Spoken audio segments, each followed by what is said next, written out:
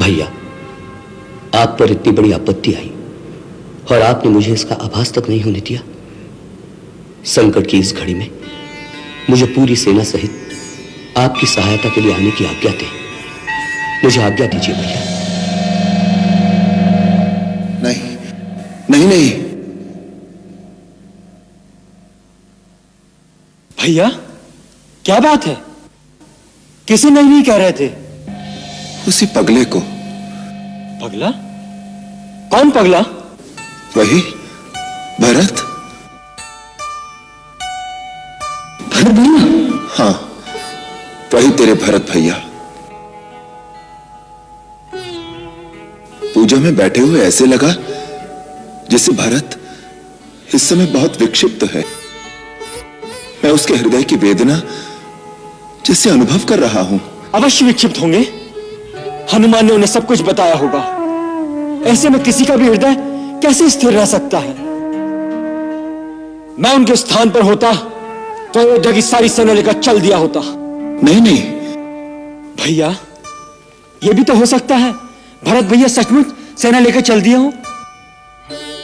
नहीं, भरत ऐसा नहीं करेगा।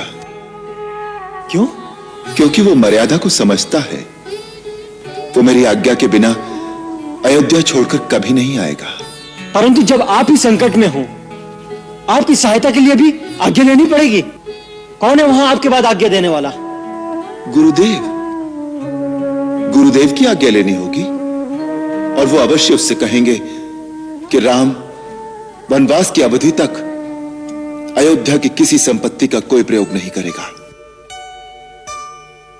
गुरुदेव धर्म और मर्यादा को समझते हैं और वो ये भी जानते हैं कि मेरे लक्ष्मण के रहते मुझे किसी सेना की कोई आवश्यकता नहीं।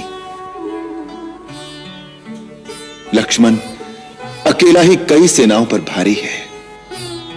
भैया, आप मर्यादा की सीमा है, परंतु कुछ भी कहिए, अगर मैं होता तो मैं सेना लेकर चल दिया होता।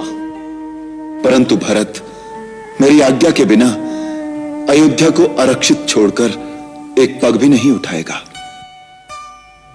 मैं उसे जानता हूं लक्ष्मण। भरत जैसा महापुरुष धरती पर बिरला ही पैदा होता है। उसे हृदय से नमस्कार करो।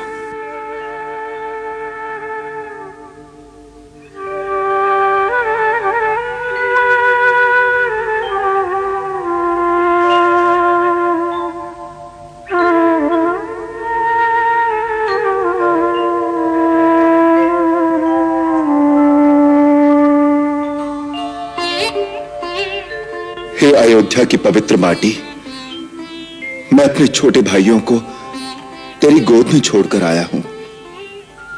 उनकी रक्षा करना, उनकी चिंता दूर करना।